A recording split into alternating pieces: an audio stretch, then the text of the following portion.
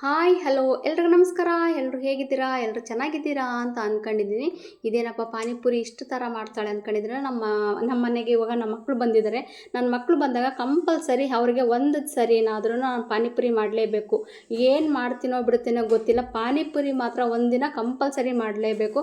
ಅದನ್ನು ಅವ್ರು ಬೆಳಗ್ಗೆಯಿಂದ ಸಾಯಂಕಾಲ ಮಟ್ಟ ತೃಪ್ತಿಯಾಗಿ ತಿಂತಾ ಇರ್ತಾರೆ. ಅದಕ್ಕೋಸ್ಕರ ಸ್ವಲ್ಪ ಜಾಸ್ತಿ ಕ್ವಾಂಟಿಟಿಯಲ್ಲೇ ಪಾನಿಪುರಿ ಮಾಡ್ತಾಯಿದ್ದೀನಿ. ಮನೆಯಲ್ಲಿರೋ ಐಟಮೇ ಬಳಸಿ ಮಾಡ್ತಾಯಿದ್ದೀನಿ. ಅದು ಹೇಗೆ ಅಂತ ನೋಡೋಣ. ಮೊದಲು ಪಾನಿ ರೆಡಿ ಮಾಡ್ಕೊಳ್ಳಿಕ್ಕೆ ಸ್ವಲ್ಪ ಹುಣಸೆಹಣ್ಣು ತೊಳೆದ್ಬಿಟ್ಟು ನೆನೆ ಹಾಕ್ತೀನಿ. ಯಾಕಂದರೆ ಅದು ಸ್ವಲ್ಪ ನೆಂದಷ್ಟು ಅದು ಪಾನಿ ನೀಟಾಗಿ ಚೆಂದ ಇರುತ್ತೆ. ಅದಕ್ಕೋಸ್ಕರ ಅದಕ್ಕೆ ಒಂದು 2 ಸ್ಪೂನಷ್ಟು ಪೆಪ್ಪರ್ ಪೌಡರ್ ಹಾಕ್ತಾಯಿದ್ದೀನಿ. ಸ್ವಲ್ಪ ಜೀರಿಗೆನ ರುಬ್ಬಿಬಿಟ್ಟು ಪೌಡರ್ ಮಾಡಿ ಹಾಕ್ತಾಯಿದ್ದೀನಿ. ನೀವು ಪೌಡರ್ ಇದ್ದರೆ ಹಾಕ್ಬೋದು, ಇಲ್ಲಾಂದರೆ ನಾನು ಜೀರಿಗೆನ ಪೌಡರ್ ಮಾಡಿ ಹಾಕಲಿಕ್ಕೆ ನಾನು ಇದು ಕುಟಣಿಗೆಯಿಂದ ಕೊಡ್ತಾಯಿದ್ದೀನಿ. ಅದನ್ನು ನನ್ನ ಮಗ ಇದ್ದ, ಅವನಿಗೆ ಕರೆದು ಕೊಡ್ತಾಯಿದ್ದೀನಿ. ಅವನಿದ್ದರೆ ಸ್ವಲ್ಪ ನನಗೆ ಏನೇ ಆಗಲಿ ಮಕ್ಕಳು ಬಂದಾಗ ಸ್ವಲ್ಪ ವಜೆ ಕಡಿಮೆ ಆಗುತ್ತೆ. ನಾವು ಎಷ್ಟೇ ಆಗಲಿ ಒಬ್ಬೊಬ್ಬರೇ ಕೆಲಸ ಮಾಡ್ತಿರ್ತೀವಿ. ನನ್ನ ಮಕ್ಕಳು ಬಂದಾಗ ಸ್ವಲ್ಪ ಇದು ಮಾಡ್ಕೊಡಪ್ಪ ಅಂತಂದರೆ ಅದ್ರಾಗೂ ನನ್ನ ಮಗ ಅಂತೂ ನಿಜ ಏನು ಹೇಳಿದ್ರು ಮಾಡ್ಕೊಡ್ತಿರ್ತಾನೆ. ಅವ್ನು ಬಂದರೆ ನನಗೆ ಅರ್ಧ ಕೆಲಸ ಕಡಿಮೆ ಆಗುತ್ತೆ ನನಗೆ. ಹಂಗಾಗಿ ಅವನಿಗೆ ಪುಡಿ ಮಾಡಿಕೊಡು ಅಂದರೆ ಒಂದು ಸ್ವಲ್ಪ ಪುಡಿ ಮಾಡಿಕೊಟ್ಟು ಆ ಜೀರಿಗೆ ಪೌಡರು ಅದು ಒಂದು 2 ಸ್ಪೂನಷ್ಟು ಹಾಕಿದೆ. ಈಗ ಒಂದು ಹಿಡಿಯಷ್ಟು ನಾನು ಪುದೀನ ಹಾಕ್ತಾಯಿದ್ದೀನಿ, ಒಂದು ಹಿಡಿಯಷ್ಟು ಕೊತ್ತಂಬರಿ ಹಾಕಿದ್ದೀನಿ, ಸ್ವಲ್ಪ ಶುಂಠಿ, ಸ್ವಲ್ಪ ಬೆಳ್ಳುಳ್ಳಿ ಮತ್ತು ಅದಕ್ಕೆ ರುಚಿಗೆ ತಕ್ಕಷ್ಟು ಖಾರದ ಹಸಿಮೆಣ್ಸಿಕಾಯಿ ಇರ್ತಾವಲ್ಲ ಅದನ್ನು ಹಾಕ್ಬಿಟ್ಟು ಸ್ವಲ್ಪ ಅದಕ್ಕೆ ಉಪ್ಪು ಹಾಕ್ಬಿಟ್ಟು ಗ್ರೈಂಡ್ ಮಾಡ್ತಾಯಿದ್ದೀನಿ. ಇದು ಪುದೀನ ಚಟ್ನಿ. ಇದು ಕೂಡ ಹಾಕಿದರೆ ಪಾನಿಗೆ ತುಂಬ ಅಂದರೆ ತುಂಬ ಟೇಸ್ಟ್ ಕೊಡುತ್ತೆ. ಇವೆಲ್ಲದನ್ನು ಮಿಕ್ಸ್ ಮಾಡಿ ಏನಿಲ್ಲ ಅಂದರೂ ಒಂದು 2-3 ಅವರ್ಸ್ ಆದ್ರೂ ನೆನಿಲಿಕ್ಕೆ ಬಿಡಬೇಕು. ಹಂಗಾದರೆ ಫ್ಲೇವರೆಲ್ಲ ಚೆಂದ ಬಿಟ್ಕೊಂಡು ಪಾನಿ ತುಂಬ ಟೇಸ್ಟ್ ಬರುತ್ತೆ, ರುಚಿ ಬರುತ್ತೆ. ಯಾಕಂದರೆ ಪಾನಿಪುರಿ ಅವರು ರಾತ್ರಿಯೇ ಮಾಡಿಡ್ತಾರೆ ಪಾನಿನ, ಹಾಗಾಗಿ ಅದು ಫ್ಲೇವರ್ ಬಿಟ್ಕೊಂಡು ಪಾನಿಪುರಿ ಫುಲ್ ಟೇಸ್ಟ್ ಬಂದಿರುತ್ತೆ. ನಾವು ಕನಿಷ್ಠ ಒಂದು 3 ಅವರ್ಸ್ ಆದ್ರೂ ಮುಂದಾಗೆ ಮಾಡಿಟ್ಕೊಂಡ್ರೆ ಅದು ಫ್ಲೇವರ್ ಚೆನ್ನಾಗಿ ಬಂದು ಪಾನಿ ಕೂಡ ತುಂಬ ರುಚಿ ಬರುತ್ತೆ. ಈಗ ನಂದು ಕೂಡ ಪಾನಿ 2 ಅವರ್ಸ್ ಆಗಿದೆ. ಈಗ ಅದನ್ನು ಸೋಸ್ಬಿಡೋಣ. ಸ್ವಲ್ಪ ಅದ್ರ ಮೇಲೆಲ್ಲ ಗಟ್ಟಿ ಗಟ್ಟಿ ಇರುತ್ತಲ್ಲ ಅದನ್ನೆಲ್ಲ ತೆಗೆದುಬಿಟ್ರೆ ನೀಟಾಗಿ ಪಾನಿ ಥರ ಮಾಡಿಬಿಟ್ರೆ ತುಂಬ ಚೆಂದ ಇರುತ್ತೆ, ಕುಡಿಲಿಕ್ಕೆಲ್ಲ ಈಸಿ ಆಗುತ್ತೆ. ಅದಕ್ಕೋಸ್ಕರ ಅದಕ್ಕೆ ನಿಮ್ಗೆ ಎಷ್ಟು ಕ್ವಾಂಟಿಟಿಯಲ್ಲಿ ಬೇಕೋ ಅಷ್ಟು ನೀರು ಹಾಕೋಣ, ಅದಕ್ಕೆ ಸ್ವಲ್ಪ ಉಪ್ಪು ಸೇರಿಸೋಣ. ಈಗ ನೀವು ಒಂದ್ಸರಿ ರುಚಿ ಚೆಕ್ ಮಾಡ್ಬೋದು. ಚೆಕ್ ಮಾಡಿ ನಿಮ್ಗೆ ಏನೇನು ಕ್ವಾಂಟಿಟಿ ಕಡಿಮೆ ಆಗಿದೆಯೋ ಅದನ್ನು ಮತ್ತೆ ಇನ್ನೊಂದು ಸ್ವಲ್ಪ ಮಿಕ್ಸ್ ಮಾಡ್ಬೋದು. ಸ್ವಲ್ಪ ಉಪ್ಪು ಮತ್ತು ಸ್ವಲ್ಪ ಇನ್ನೊಂದು ಸ್ವಲ್ಪ ಖಾರ, ಗ್ರೀನ್ ಚಟ್ನಿ ಕಡಿಮೆ ಆಗಿತ್ತು ಅನಿಸುತ್ತೆ, ಅದಕ್ಕೆ ಅದನ್ನು ಹಾಕ್ಬಿಟ್ಟು ಅದಕ್ಕೆ ಸ್ವಲ್ಪ ಈರುಳ್ಳಿ, ಸ್ವಲ್ಪ ಸೇವ್ ಹಾಕ್ಬಿಟ್ಟು ಸ್ವಲ್ಪ ಕೊತ್ತಂಬರಿ ಸೊಪ್ಪು ಮೇಲೆ ಹಾಕ್ಬಿಟ್ರೆ ಈಗ ಪಾನಿ ತುಂಬ ನೀಟಾಗಿ ರೆಡಿಯಾಗಿಬಿಡುತ್ತೆ. ನೋಡಿ, ಪಾನಿಪುರಿ ಹೋಟ್ಲಲ್ಲಿ ಇರುತ್ತಲ್ಲ ಅದೇ ಥರ ಇರುತ್ತೆ, ಅಂದರೆ ನ್ಯಾಚುರಲ್ ಆಗಿರುತ್ತೆ. ಇದರಲ್ಲಿ ನಾವು ಯಾವುದೂ ಚಾಟ್ ಮಸಾಲ ಹಾಕಿಲ್ಲ, ಮತ್ತು ಪಾನಿಪುರಿ ಮಸಾಲ ಹಾಕಿಲ್ಲ, ಪಾನಿ ಮಸಾಲ ಹಾಕಿಲ್ಲ, ಮನೆಯಲ್ಲಿರೋದೇ ನೀಟಾಗಿ ಮಾಡಿದ್ವಲ್ಲ, ತುಂಬ ರುಚಿ ಇರುತ್ತೆ. ಮತ್ತು ಅದನ್ನು ಕುಡಿದ್ರೂ ನಮ್ಗೆ ಎಷ್ಟು ಬೇಕಾದ್ರೂ ಅಷ್ಟು ಕುಡಿದ್ರೂ ಏನೂ ಅನಿಸಲ್ಲ. ಸ್ವಲ್ಪ ಪಾನಿ ಬೇರೆ ಹೊರಗಿಂದ ಕುಡಿದ್ರೆ ಹೊಟ್ಟೆಲ್ಲ ಗ್ಯಾಸ್ ತುಂಬ್ಕೊಳಂಗಾಗುತ್ತೆ. ಅದಕ್ಕೋಸ್ಕರ ಮನೆಗಿಂದ ಐಟಮ್ ತುಂಬ ಒಳ್ಳೆಯದು. ಪಾನಿಪುರಿಗೆ ಪಾನಿ ಎಷ್ಟು ಇಂಪಾರ್ಟೆಂಟು ಅದೇ ಥರ ಮಸಾಲ ಕೂಡ ತುಂಬ ಇಂಪಾರ್ಟೆಂಟು. ಮಸಾಲ ಸಿಂಪಲ್ಲಾಗಿ ನಾನು ಆಲೂಗೆಡ್ಡೆ ಮತ್ತು ಬಟಾಣಿ ಯೂಸ್ ಮಾಡಿ ಮಸಾಲ ಮಾಡ್ತಾಯಿದ್ದೀನಿ. ಈ ಥರ ಮಸಾಲ ಮಾಡ್ಕೊಂಡ್ರೆ ನೀವು ಸೇವ್ ಪುರಿನೂ ಮಾಡ್ಬೋದು, ಮಸಾಲ ಪುರಿನೂ ಮಾಡ್ಬೋದು, ಪಾನಿಪುರಿ ಮಾಡ್ಬೋದು, ದಹಿ ಪುರಿ ಮಾಡ್ಬೋದು, ಚಾಟ್ ಮಸಾಲಕ್ಕೆ ಎಲ್ಲದಕ್ಕೂ ಇದು ಯೂಸ್ ಮಾಡ್ಬೋದು, ತುಂಬ ಚೆನ್ನಾಗಿರುತ್ತೆ. ನೋಡಿ, ಇದಕ್ಕೆ ಸ್ವಲ್ಪ ಫ್ಲೇವರ್ಗೆ ಒಂದು 2 ಇಂಚ್ ಅಷ್ಟೇ ನಾನು ಇದು ಚಕ್ಕೆ ಹಾಕ್ತಾಯಿದ್ದೀನಿ ಫ್ಲೇವರ್ ಬಿಟ್ಕೊಳ್ಳಿಕ್ಕೆ. ಅದಕ್ಕೆ ಸ್ವಲ್ಪ ಉಪ್ಪು ಹಾಕ್ಬಿಟ್ಟು ಇದನ್ನು ಒಂದು 2 ಕೂಗಿಬಿಡೋಣ. ಒಂದು 2-3 ಕೂಗಿದ ಮೇಲೆ ಇದನ್ನು ನಾನು ಓಪನ್ ಮಾಡಿ, ತಣ್ಣಗಾದ್ಮೇಲೆ ಓಪನ್ ಮಾಡಿ ಈಗ ಅದು ಚಕ್ಕೆ ಇರುತ್ತಲ್ಲ ಅದನ್ನು ತೆಗೆದುಬಿಡೋಣ.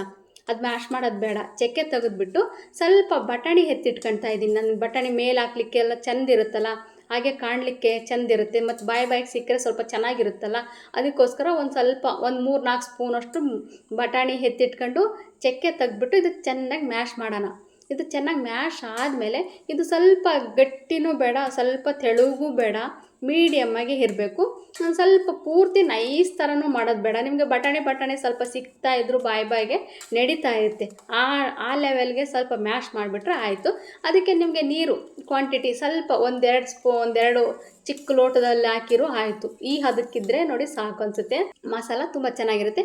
ಇದಕ್ಕೆ ನಾವು ಸ್ವಲ್ಪ ಉಪ್ಪು ಹಾಕೋಣ. ಆಲ್ರೆಡಿ ಉಪ್ಪು ಹಾಕಿರ್ತೀವಿ, ನೋಡ್ಕೊಂಡು ಹಾಕಿ. ಮತ್ತು ಗ್ರೀನ್ ಚಟ್ನಿ ಹಾಕಬೇಕು, ಮತ್ತು ಗರಂ ಮಸಾಲ ಮನೆಗೆ ಇರುತ್ತಲ್ಲ ಗರಂ ಮಸಾಲ ಅದನ್ನು ಹಾಕಿ, ಇಲ್ಲಾಂದರೆ ನೀವು ಚಿಕನ್ ಮಸಾಲ ಇರುತ್ತಲ್ಲ ಅದನ್ನು ಸೇರಿಸಿ, ಮತ್ತು ಚಿಲ್ಲಿ ಪೌಡರು ಸ್ವಲ್ಪ ಹಾಕ್ಬಿಡಿ. ಮತ್ತು ಜಾಸ್ತಿ ಖಾರ ಆಗೋದು ಬೇಡ, ಯಾಕಂದರೆ ಎಲ್ಲದರಲ್ಲೂ ಖಾರ ಇರುತ್ತೆ. ಗ್ರೀನ್ ಚಟ್ನಿಯಲ್ಲಿರುತ್ತೆ ಮತ್ತು ಎಕ್ಸ್ಟ್ರಾ ಖಾರ ಆಗುತ್ತೆ, ಮತ್ತು ಸ್ವೀಟಲ್ಲೂ ಖಾರ ಇರುತ್ತೆ. ಹಾಗಾಗಿ ಖಾರ ಜಾಸ್ತಿ ಬಂದುಬಿಡುತ್ತೆ. ಅದಕ್ಕೆ ಸ್ವಲ್ಪ ಮೀಡಿಯಮ್ ಕ್ವಾಂಟಿಟಿ ಮೈಲ್ಡಾಗಿರ್ಬೇಕು ಎಲ್ಲದರಲ್ಲೂ. ಹಂಗಾಗಿ ಅದನ್ನು ಕುದಿಸ್ಬಿಟ್ರೆ ನೋಡಿ ತುಂಬ ಚೆನ್ನಾಗಿ ಮಸಾಲ ರೆಡಿ ಆಗುತ್ತೆ. ಇದಕ್ಕೇನು ಒಗ್ಗರಣೆ ಹಾಕೋದು ಬೇಡ, ಎಣ್ಣೆ ಹಾಕೋದು ಬೇಡ. ಸಿಂಪಲಾಗೆ ಕುದಿಸ್ಬಿಟ್ರೆ ಮಸಾಲ ರೆಡಿ ಆಗುತ್ತೆ. ಈಗ ಗ್ರೀನ್ ಚಟ್ನಿ ಇತ್ತಲ್ಲ ನಮ್ಮದು, ಅದು ಸ್ವಲ್ಪ ಜಾಸ್ತಿನೇ ಮಾಡ್ಕೋಬೇಕು. ಗ್ರೀನ್ ಚಟ್ನಿ ನಮಗೆ ಬೇಕಾಗಿರುತ್ತೆ. ಅದಕ್ಕೋಸ್ಕರ ಪಾನಿಪುರಿ ಮಾಡಬೇಕಂದ್ರೆ ಗ್ರೀನ್ ಚಟ್ನಿನೂ ಇಂಪಾರ್ಟೆಂಟು. ಅದಕ್ಕೆ ಸ್ವಲ್ಪ ನಿಂಬೆಹಣ್ಣು ಹಿಂಡೋಣ, ಒಂದು ಅರ್ಧ ನಿಂಬೆಹಣ್ಣು ಹಿಂಡಿ ಅದಕ್ಕೆ ಉಪ್ಪು ಹಾಕ್ಬಿಟ್ಟು ಮಿಕ್ಸ್ ಮಾಡಿ ಎತ್ತಿಟ್ಕೊಳ್ಳೋಣ. ಈಗ ಪಾನಿ ರೆಡಿ ಆಗಿಬಿಟ್ಟಿದೆ, ಗ್ರೀನ್ ಚಟ್ನಿ ರೆಡಿ ಆಗಿಬಿಟ್ಟಿದೆ, ಮತ್ತು ಮಸಾಲ ಕೂಡ ರೆಡಿ ಆಗಿಬಿಟ್ಟಿದೆ. ಅದೇ ಥರ ಇದಕ್ಕೆ ಇನ್ನೊಂದು ಇಂಪಾರ್ಟೆಂಟ್ ಅಂದರೆ ಸ್ವೀಟ್ ಇರಲೇಬೇಕು. ಯಾವುದೇ ಚಾಟ್ಸ್ ಮಾಡ್ತಾಯಿದ್ದೀವಿ ಅಂದರೂ ಸ್ವೀಟ್ ಬೇಕು ಮತ್ತು ಮೊಸರು ಇರಬೇಕು. ಅವಾಗ ಅದು ಚಾಟ್ಸು ಫುಲ್ಫಿಲ್ ಆಗೋದು. ಮತ್ತು ಸಿಹಿ ಸಿಹಿ, ಹುಳಿ ಹುಳಿ, ಖಾರ ಖಾರ ಇದ್ದಾಗ ತುಂಬ ಚೆಂದಿರುತ್ತೆ. ಅದಕ್ಕೋಸ್ಕರ ಸ್ವೀಟ್ ಮಾಡ್ಕೊಳ್ಲಿಕ್ಕೆ ಸಿಂಪಲ್ಲಾಗಿ ಬೆಲ್ಲ ಇರುತ್ತಲ್ಲ, ಆ ಬೆಲ್ಲನ ನೀಟಾಗಿ ಹಚ್ಕೊಂಡು ಬಿಡೋಣ. ಒಂದು ಹಿಡಿಯುವಷ್ಟು ನಾವು ಬೆಲ್ಲ ತಗೊಳ್ಳೋಣ, ಒಂದು 4 ಸ್ಪೂನು. ಇಲ್ಲ ಮಕ್ಕಳು ಜಾಸ್ತಿ ಸ್ವೀಟ್ ತಿಂತಾ ಇರ್ತಾರೆ, ಖಾರ ಆದಂಗೆಲ್ಲ ಸ್ವೀಟ್ಸ್ ಬೇರೆ ಬೇರೆ ಎಕ್ಸ್ಟ್ರಾ ಹಾಕ್ಯಂತಿರ್ತಾರೆ. ಅದಕ್ಕೋಸ್ಕರ ಸ್ವಲ್ಪ ಜಾಸ್ತಿ ಒಂದು ಹಿಡಿಯೋಷ್ಟು ತಗೊಳ್ಳೋಣ. ಅದಕ್ಕೆ ಒಂದು ಅರ್ಧ ಲೋಟ ಇಲ್ಲ 1 ಲೋಟದಷ್ಟು ನೀರು ಹಾಕೋಣ. ಸ್ವಲ್ಪ ನಿಮ್ಗೆ ಎಷ್ಟು ಕ್ವಾಂಟಿಟಿಯಲ್ಲಿ ಬೇಕೋ ಅಷ್ಟು ನೀರು ಹಾಕೋಣ. ಅದಕ್ಕೆ ಸ್ವಲ್ಪ ಪೆಪ್ಪರ್ ಪೌಡರ್ ಹಾಕೋಣ, ಸ್ವಲ್ಪ ಜೀರಾ ಪೌಡರ್ ಕೂಡ ಸೇರಿಸ್ಬೇಕು. ಜೀರಾ ಪೌಡರ್ ಇದ್ದರೆ ಓಕೆ, ಜೀರಾ ಪೌಡರ್ ಇಲ್ಲ ಅಂತಂದರೆ ಜೀರಿಗೆನೇ ಹಾಕ್ಬಿಟ್ರೆ ಆಯಿತು. ಮತ್ತು ಒಂದು 2 ಇಂಚಷ್ಟು ನಾವು ಇದಕ್ಕೆ ಹುಣಸೆಹಣ್ಣು ಹಾಕಬೇಕಾಗಿರುತ್ತೆ. ಹುಣಸೆಹಣ್ಣು ಹಾಕ್ಬಿಟ್ಟು ಅದನ್ನು ಕುದಿಲಿಕ್ಕಿಡೋಣ, ಸಿಮ್ಮಲ್ಲಿ ಇಡೋಣ. ಅದು ಸ್ವಲ್ಪ ಪಾಕ ಬರೋವರೆಗೂ ಕುದೀತಾ ಇರುತ್ತೆ. ಈಗ ಸ್ವೀಟ್ ಕೂಡ ರೆಡಿ ಆಗಿಬಿಡುತ್ತೆ. ಈಗ ಸ್ವೀಟು ರೆಡಿ ಆದಮೇಲೆ ನಾನೀಗ ವೆಜಿಟೇಬಲ್ಸ್ ಎಲ್ಲ ಕಟ್ ಮಾಡ್ಕೋಬೇಕು. ವೆಜಿಟೇಬಲ್ಸ್ ಇಂಪಾರ್ಟೆಂಟ್ ಅಲ್ಲ, ಅದಕ್ಕೆ ಈರುಳ್ಳಿ ಬೇಕು, ಕ್ಯಾರೆಟ್ ಬೇಕು, ಮತ್ತು ಟೊಮೊಟೊ ಬೇಕು. ಇವನ್ನೆಲ್ಲ ಚಿಕ್ಕದಾಗೆ ನೀಟಾಗಿ ಕಟ್ ಮಾಡ್ಕೋಬೇಕು. ಅದು ಸ್ವಲ್ಪ ಪ್ರೊಸೀಜರ್ ಜಾಸ್ತಿ ಹೊತ್ತಾಗುತ್ತೆ ಕಟ್ ಮಾಡೋದು. ಅದಕ್ಕೋಸ್ಕರ ನಾನು ಕೂತ್ಕೊಂಡ್ಬಿಟ್ಟೆ, ಸಿಸ್ಟಮಾಗೆ ಕೂತ್ಕೊಂಡ್ಬಿಟ್ಟು ಎಲ್ಲದು ಜೋಡಿಸ್ಕೊಬಿಟ್ಟು ನೀಟಾಗಿ ಹಚ್ತಾ ಇದ್ದೀನಿ. ಈಗ ಮಸಾಲ ಎಲ್ಲ ರೆಡಿ ಆಗಿಬಿಟ್ಟಿದೆ. ಈಗ ನಂದು ಏನಿದ್ರು ಹಚ್ಕೊಳೋ ಕೆಲಸ ಅಲ್ಲ, ಅದನ್ನು ಸ್ವಲ್ಪ ನೀಟಾಗಿ ಚಿಕ್ಕದಾಗಿ ಹಚ್ಕೊಂಡ್ಬಿಟ್ರೆ ನೀಟಾಗಿ ಬರುತ್ತೆ ಅನ್ನೋದ್ರಿಂದ. ಯಾಕಂದರೆ ಈಗಂತೂ ಕಾಲು ನೋವು ತುಂಬ ಜಾಸ್ತಿ ಇರ್ತೇವೆ. ಈಗ ನಾವು ಗಟ್ಟಿ ಇದೀವಿ ಅಂತ ನಿಂತ್ಕೊಂಡು ಮಾಡಿದರೆ ಮುಂದೆ ನಮಗೆ ತೊಂದರೆ ಆಗೋದು. ಅದಕ್ಕೋಸ್ಕರ ಈಗ ಪ್ರಿಕಾಷನ್ ತಗೊಂಡು ಕೂತ್ಕೊಂಡು ಯಾವಾಗ ಸಾಧ್ಯವಾಗುತ್ತೋ ಅವಾಗ ಕೂತ್ಕೊಂಡು ಮಾಡ್ತಾ ಇರ್ತೀನಿ. ಈಗ ಕ್ಯಾರೆಟ್ ತುರಿದು ಇಟ್ಕೊಂಡು ಬಿಟ್ಟಿದ್ದೀನಿ. ಈಗ ನಾನು ಟೊಮಟ ಅಂದರೆ ನಾವು ಜವಾರಿ ಟೊಮಟ ಇರ್ತಾವಲ್ಲ, ಅದ್ರ ಒಳಗಿರೋ ಪಲ್ಪ್ಸ್ ಎಲ್ಲ ತೆಗಿಬೇಕು. ಇಲ್ಲಾಂದರೆ ಅದು ನೀರು ಜಾಸ್ತಿ ರಸ ಇರುತ್ತಲ್ಲ, ಅದು ಟೇಸ್ಟ್ ಬೇರೆ ಥರ ಕೊಡುತ್ತೆ. ಅದಕ್ಕೋಸ್ಕರ ಅದು ಜಾಸ್ತಿ ರಸ ಇರೋದು, ಪಲ್ಪ್ ಇರೋದು, ಅದು ಬೀಜ ಎಲ್ಲ ತೆಗೆದುಬಿಟ್ಟು ಬೇರೆ ಮೇಗಳದ್ದು ಗಟ್ಟಿ ಇರುತ್ತಲ್ಲ ಅದನ್ನಷ್ಟೇ ಕಟ್ ಮಾಡ್ಕೋಬೇಕು. ಇಲ್ಲ ಹೈಬ್ರಿಡ್ ಇದ್ದರೆ ಓಕೆ, ಅದನ್ನು ಹಾಗೆ ಕಟ್ ಮಾಡ್ಕೋಬೋದು. ಮನೆಗಿರೋದು ನಾಟಿ ಆದರೆ ಈ ಥರ ಕಟ್ ಮಾಡ್ಕೊಂಡು, ಇದು ಕೂಡ ಚಿಕ್ಕದಾಗೆ ನೀಟಾಗಿ ಈ ಥರ ಕಟ್ ಮಾಡಿ ಎತ್ತಿಟ್ಕೊಂಡಿದ್ದೀನಿ ನೋಡಿ. ಈ ಥರ ಎಲ್ಲ ಒಂದೊಂದು ಪ್ಲೇಟಲ್ಲಿ ಕಟ್ ಮಾಡಿ ಎತ್ತಿಟ್ಕೊಂಡ್ರೆ ನೋಡಲಿಕ್ಕೂ ತುಂಬ ಚೆಂದಿರುತ್ತೆ. ನಮಗೆ ಹಾಕಿ ಅರ್ಜೆಂಟಲ್ಲಿ ಮಾಡಿಕೊಡ್ಲಿಕ್ಕೂ ಈಸಿಯಾಗಿ ನೀಟಾಗಿ ಚೆಂದ ಬರುತ್ತೆ. ಅದಕ್ಕೋಸ್ಕರ ಹೀಗೆಲ್ಲ ಇದೇ ಥರ ಕಟ್ ಮಾಡಿ ಎತ್ತಿಟ್ಕೊಂಡಿದ್ದೀನಿ ನೋಡಿ. ಈಗ ಎಲ್ಲದೂ ಜೋಡಿಸ್ಬಿಟ್ಟಿದ್ದೀನಿ ನಾನು. ಈಗ ಏನಿದ್ರು ನಾನು ಪೂರಿ ಕರಿಬೇಕಷ್ಟೇ. ಪೂರಿ ಮಾತ್ರ ನಾನು ಹೊರಗಿಂದ ತಂದಿದ್ದೀನಿ. ಯಾಕಂದರೆ ಪೂರಿನೂ ನಾನು ಮನೆಗೆ ಮಾಡಬೇಕು ಅಂತಂದರೆ ತುಂಬ ಲೇಟ್ ಆಗುತ್ತೆ, ತುಂಬ ಪ್ರೊಸೀಜರ್ ಜಾಸ್ತಿ ಆಗುತ್ತೆ. ಇಷ್ಟೊತ್ತನ್ನೇ ಮಾಡಬೇಕಂದ್ರೆ ತುಂಬ ಲೇಟ್ ಆಗುತ್ತೆ. ಯಾಕಂದರೆ ಒಬ್ಬೊಬ್ಬರೇ ಮಾಡಬೇಕು ಅಂದರೆ ಲೇಟ್ ಆಗಿಬಿಡುತ್ತೆ. ಅದಕ್ಕೋಸ್ಕರ ಪೂರಿ ಮಾತ್ರ ಮನೆಗೆ ಇಷ್ಟೆಲ್ಲ ಐಟಮ್ ಮಾಡ್ಕೊಂಡು ಪೂರಿ ಒಂದು ಹೊರಗಿಂದ ತಂದು ಕರೆದ್ರೂ ಏನೂ ಆಗಲ್ಲ. ಅದಕ್ಕೋಸ್ಕರ ಪೂರಿನೂ ನಾನು ಹೊರಗಿಂದ ತಂದಿದ್ದೀನಿ. ಇಲ್ಲ ಒಂದು 4-5 ಜನ ಇದ್ದೀರಾ ಅಂತ ಅಂದರೆ, 1-2 ಇದ್ದೀರಾ ಅಂದರೆ ಮನೆಗೆ ಮಾಡ್ಕೋಬೋದು, ಅದು ಕೂಡ ಸಿಂಪಲ್ ಇರುತ್ತೆ. ಅದಕ್ಕೆ ಈಗ ನೋಡಿ ಎಲ್ಲ ಕರೆಕ್ಟಾಗಿ ಜೋಡಿಸಿ ನಾನು ಇಟ್ಕೊಂಡಿದ್ದೀನಿ. ಈಗ ಪೂರಿ ಕರಿತಾ ಇದ್ದೀನಿ. ಹೆಲ್ತಿ ಆಗಿರುತ್ತೆ, ಹೊಟ್ಟೆ ತುಂಬ ತಿನ್ಬೋದು ನೀವು. ಹಂಗಾಗಿ ನನಗಂತೂ ನಿಜವಾಗಿ ಹೆಲ್ತಿ ಊಟ ಅಂದರೆ ತುಂಬ ಇಷ್ಟ. ಏನೇ ಆದರೂ ನಮ್ಮನೆ ಈಗ ಹುಡುಗರು ಬಂದರೆ ಎಲ್ಲರೂ ಹೋಟ್ಲಿಗೆ ಕರ್ಕೊಂಡೋಗಿ ಕೊಡಿಸ್ತಾರೆ. ಯಾರಾದರೂ ಹುಡುಗರು ಬಂದರು, ಯಾರನ್ನ ಗೆಸ್ಟ್ ಬಂದ್ರೂ ಪ್ರತಿ ಸರಿ ಹೋಟ್ಲಿಗೆ ಕರ್ಕೊಂಡು ಹೋಗ್ತಾರೆ. ಆದರೆ ನಮ್ಮ ಮನೆಗೆ ಹಂಗಲ್ಲ. ಹುಡುಗರು ಬಂದರು, ಯಾರನ್ನ ಬಂದರು, ಮನೆಗೆ ಎಷ್ಟು ಮ್ಯಾಕ್ಸಿಮಮ್ ಆಗುತ್ತೋ, ಯಾವ್ಯಾವ ಥರ ಬೇಕಾಗಿರುತ್ತೋ ಆ ಥರ ಎಲ್ಲದನ್ನು ನಾನು ಮನೆಗೆ ಮಾಡಿಕೊಡ್ತೀನಿ. ನಮ್ಮ ಹುಡುಗರು ಕೂಡ ಈಗ ಬೆಂಗಳೂರಲ್ಲಿ ಅವರಿಬ್ಬರು ಓದ್ತಾ ಇದ್ದಾರೆ ಅಂದ್ರೂ ಅವ್ರು ಮ್ಯಾಕ್ಸಿಮಮ್ ಯಾವಾಗಲೂ ಹೋಟ್ಲಿಗೆ ಹೋಗೋದು, ತಿನ್ನೋದು ಅದೆಲ್ಲ ಅಭ್ಯಾಸನೇ ಇಲ್ಲ. ನಮ್ಮ ಮನೆಗಂತೂ ಏನೇ ಆಗಲಿ ಮನೆಗೆ ತಿನ್ನೋದು. ನಾವಿನ್ನ ಏನನ್ನ ತಿಂದ್ರೂ ನಮ್ಮ ಹುಡುಗರು ಫೋನ್ ಮಾಡಿ ಬೈತಾರೆ, ಅದನ್ನ ಯಾಕೆ ತಿಂತೀರಾ, ಇದನ್ನ ಯಾಕೆ ತಿಂತೀರಾ ಅಂತ. ಏನೇ ಆದ್ರೂ ಪ್ರತಿಯೊಂದು ಯಾವ್ದು ಒಳ್ಳೆಯದು, ಯಾವ್ದು ಕೆಟ್ಟದ್ದು, ಯಾವ್ದು ತಿನ್ನಬೇಕು, ಯಾವ್ದು ತಿನ್ನಬಾರ್ದು, ಯಾವ್ದ್ಯಾವ್ದು ಹೆಂಗಿದೆ ಅಂತ ಪ್ರತಿಯೊಂದು ಇನ್ಫಾರ್ಮೇಷನ್ ಕೊಡೋದೇ ನನ್ನ ಮಕ್ಕಳು. ನಾವೇನು ಪೂರ್ತಿ ಹೋಟ್ಲಲ್ಲಿ ತಿನ್ನೋದೇ ಇಲ್ಲ ಅಂತ ಏನಿಲ್ಲ. ಎಲ್ಲಿಗೋದ್ರೂ ನಾವೇ ಮನೆಗೆ ಮಾಡ್ಕೊಂಡೇ ತಿಂತೀವಿ ಅನ್ನೋಂಗಿಲ್ಲ. ಎಲ್ಲ ನಾವು ಹೋದಾಗ ಅಕಸ್ಮಾತಾಗಿ ತಿನ್ನಲೇಬೇಕಾಗುತ್ತೆ, ತಿಂತೀವಿ. ಮತ್ತು ಏನಾದ್ರು ತರಿಸ್ಕೊಂಡು ಎಷ್ಟೋ ಸರಿ ತಿಂತೀವಿ. ಆದರೆ ಮ್ಯಾಕ್ಸಿಮಮ್ ಮನೆಗೆ ಎಷ್ಟು ಸಾಧ್ಯವೋ ಅಷ್ಟು ಮನೆಗೆ ಮಾಡ್ಕೊಂಡು ತಿಂತಾ ಇರ್ತೀವಿ ಅಷ್ಟೇ. ಮನೆಗೆ ಯಾವುದ್ಯಾವುದು ಮಾಡ್ಕೊಂಡು ತಿನ್ನೋಕ್ಕಾಗುತ್ತೋ ಅದನ್ನೆಲ್ಲ ಮಾಡ್ಕೊಂಡು ತಿಂತೀವಿ. ಇಲ್ಲ ಒಂದೊಂದು ವಿಚಾರ ನಾನು ಮಾಡ್ಕೊಂಡು ತಿನ್ನೋಕ್ಕಾಗೋದಿಲ್ಲ, ಅದನ್ನು ಹೊರಗಿಂದ ತರಿಸ್ಕೋಬೇಕಾಗುತ್ತೆ ಅನ್ನೋದಿದ್ದರೆ ಅದು ಹೊರಗಿಂದ ತರಿಸ್ಕೊಂಡು ತಿಂತೀವಿ ಒಂದೊಂದು ಸರಿ.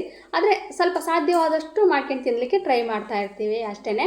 ಈಗ ನಾನು ಪೂರಿ ಕರಿತಾ ಇದ್ದೀನಿ. ನನ್ನ ಮಗಳಿಗೆ ಎಲ್ಲ ಜೋಡಿಸಮ್ಮ ಅಂತ ಹೇಳಿದ್ದೀನಿ. ಅವಳು ಆ ಕಡೆಯಿಂದ ಈ ಕಡೆಗೆ ಎಲ್ಲ ಒಂದೊಂದಾಗಿ ಜೋಡಿಸ್ತಾ ಇದ್ದಾಳೆ. ಈಗ ನನ್ನ ಮಗನಿಗೆ ಏನು ಹೇಳಿದ್ದೀನಿ ಅಂದರೆ ಎಳ್ನೀರಿತ್ತು, ನಮ್ಮ ಮನೆಗೆ ಎಳ್ನೀರು ತಂದಿದ್ವಿ ಸ್ವಲ್ಪ, ಆ ಎಳ್ನೀರನ್ನು ತೆಗೆದ್ಬಿಟ್ಟು ಅದಾಗಿರೋ ಒಳಗಿರೋ ಗಂಜಿ ಎಲ್ಲ ತೆಗೆದು ಅಲ್ಲಿ ಹಾಕಪ್ಪ, ಅದನ್ನು ಮಿಲ್ಕ್ ಶೇಕ್ ಥರ ಮಾಡ್ತೀನಿ, ತುಂಬ ಒಳ್ಳೆಯದು ಅಂತ ಹೇಳಿದೆ. ಅದಕ್ಕೋಸ್ಕರ ಮಿಲ್ಕ್ ಶೇಕಿಗೆ ಅವನ್ನೆಲ್ಲ ರೆಡಿ ಮಾಡ್ತಾ ಇದ್ದಾನೆ. ಅವ್ನು ಸ್ವಲ್ಪ ನಿಜವಾಗ್ ನನ್ನ ಮಕ್ಕಳಿದ್ರೆ ಎಷ್ಟೋ ಕೆಲಸ ಕಡಿಮೆ ಆಗುತ್ತೆ.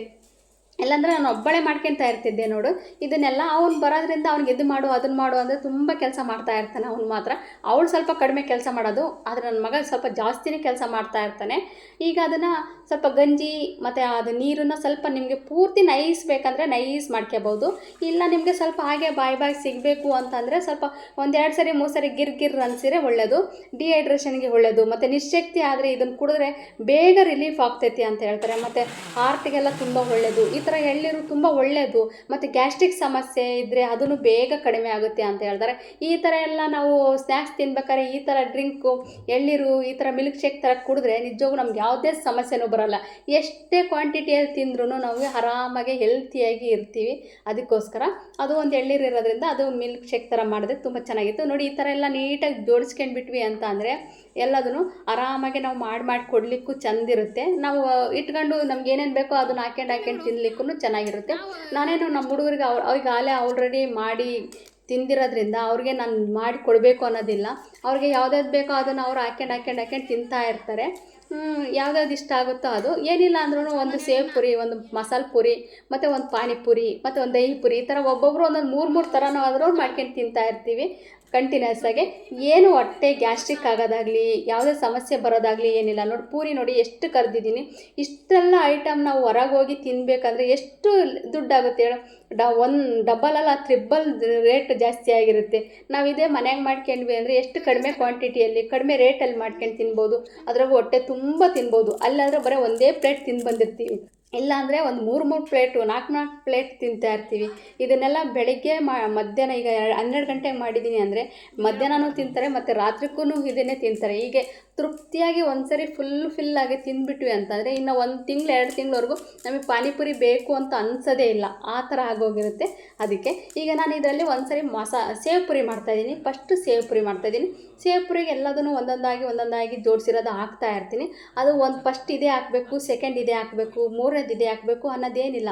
ನಿಮಗೆ ಯಾವ್ದಾವ್ದು ಕನ್ವೀನಿಯೆಂಟ್ ಇರುತ್ತೋ ಯಾವ್ದಾವ್ದು ಬೇಕು ಅನಿಸುತ್ತೋ ಅದನ್ನು ಒಂದ್ರ ಮೇಲೆ ಎಲ್ಲದು ಆ ಪೂರಿ ಒಳಗೆ ಹಾಕ್ಬಿಟ್ಟು ನೀಟಾಗಿ ಮೇಲ್ಗಡೆ ಸೇವ್ ಹಾಕ್ಬಿಟ್ಟು ಅದ್ರ ಮೇಲೆ ಉಪ್ಪು ಖಾರದ ಪುಡಿ ಕೂಡ ಹಾಕಬೇಕು. ಅದು ಹಾಕ್ಬಿಟ್ಟು ಮತ್ತು ಮೇಲೆ ಸ್ವೀಟ್ ಹಾಕ್ಬಿಟ್ಟು ತಿಂತಾಯಿದ್ರೆ ಸ್ವರ್ಗಕ್ಕೆ 3 ಗೇಣು ಅಂತಾರಲ್ಲ ಆ ಥರ ಇರುತ್ತೆ ನೋಡಿ. ತುಂಬ ಚೆನ್ನಾಗಿರುತ್ತೆ. ನಮಗೆ ಒಂಥರ ನಾವು ಹೊರಗೇನ ಪಾನಿಪುರಿ ತಿಂದರೆ ಹೊಟ್ಟೆ ಉಬ್ಬಿಸ್ದಂಗೆ ಆಗಿಬಿಡುತ್ತೆ. ಒಂಥರ ಗ್ಯಾಸ್ಟ್ರಿಕ್ ಥರ ಆಗುತ್ತೋ ಏನೋ ಹೊಟ್ಟೆ ಉಬ್ಬರ ಬಂದಂಗೆ ಆಗುತ್ತೆ. ನಾವಿಲ್ಲಿ ಮನೆಗೆ ನೋಡಿ ಎಷ್ಟು 3 ಪ್ಲೇಟ್ ತಿಂತೀವಿ, ಏನೂ ಆಗೋದಿಲ್ಲ. ಚೆಂದಿರುತ್ತೆ, ಹೆಲ್ತಿಯಾಗಿರುತ್ತೆ, ದುಡ್ಡು ಆರಾಮಾಗಿ ಉಳಿಯುತ್ತೆ ನಮಗೆ. ಅದಕ್ಕೋಸ್ಕರ ಮನೆಗೆ ಮಾಡ್ಕೊಳ್ಬೋದು. ಒಂದು ಸರಿ ನಮ್ಮ ಮಕ್ಕಳು ಬಂದಾರಂದರೆ ಈ ಥರ ಕಂಪಲ್ಸರಿ ಪಾನಿಪುರಿ ಮಾಡಲೇಬೇಕು. ನಾನು ಪ್ರತಿ ಸರಿನೂ ಪಾನಿಪುರಿ ಮಾಡಬೇಕು ನೋಡಿ. ಈ ಥರ ಸೇವ್ ಪುರಿ ಮಾತ್ರ ಒಬ್ಬೊಬ್ರು ಒಂದೊಂದು ಥರ ಇರುತ್ತಪ್ಪ. ನಮ್ಮ ಕಡೆ ಸೇವ್ ಪುರಿ ಮಾತ್ರ ಇದೇ ಥರ ನಾವು ಮಾಡೋದು. ಅದಕ್ಕೆ ಅದೇ ಥರ ಮಾಡಿದ್ದೀನಿ. ತುಂಬ ಚೆನ್ನಾಗಿರುತ್ತೆ. ಒಂದು ಸರಿ ಮಾಡ್ಕೊಳ್ಳಿ. ಅದಾದಮೇಲೆ ಈಗ ನಾನು ಮಸಾಲ ಪುರಿ ಮಾಡ್ತಾಯಿದ್ದೀನಿ.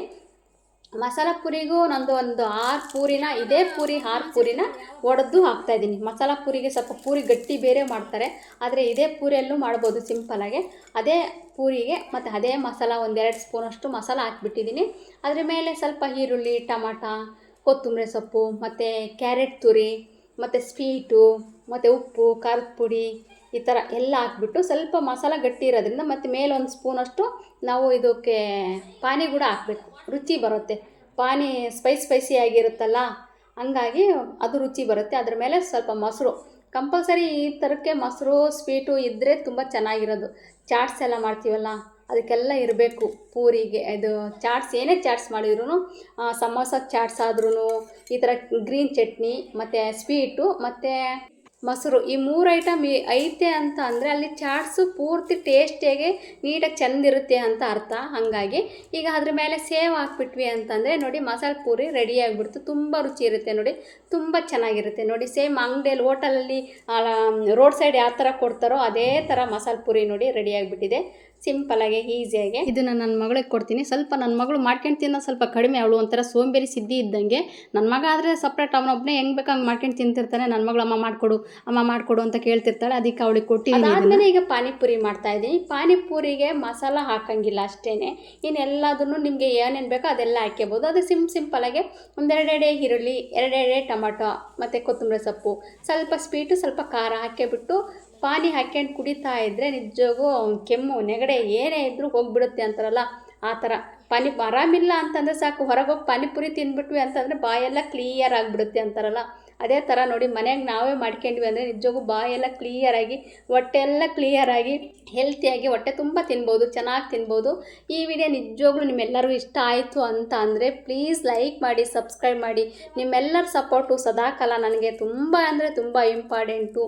ಯಾವ್ದು ವಿಡಿಯೋ ಚೆನ್ನಾಗಿತ್ತು, ಯಾವ ವಿಡಿಯೋ ಚೆನ್ನಾಗಿಲ್ಲ, ಇದರಲ್ಲಿ ಏನಾದರೂ ಮಿಸ್ಟೇಕ್ ಇತ್ತು, ಯಾವ್ದು ಚೆನ್ನಾಗಿದೆ, ಪಾನಿಪುರಿ ಚೆನ್ನಾಗಿದೆಯೋ, ಸೇವ್ ಪುರಿ ಚೆನ್ನಾಗಿದೆಯೋ, ಮಸಾಲೆ ಪುರಿ ಚೆನ್ನಾಗಿದೆಯೋ ಅಂತ ಕಮೆಂಟ್ಸ್ ಮಾಡಿ. ಇಷ್ಟೊತ್ತು ನನ್ನ ವಿಡಿಯೋ ನೋಡೋದಕ್ಕೆ ನಿಮ್ಮೆಲ್ಲರಿಗೂ ಧನ್ಯವಾದಗಳು. Thank you.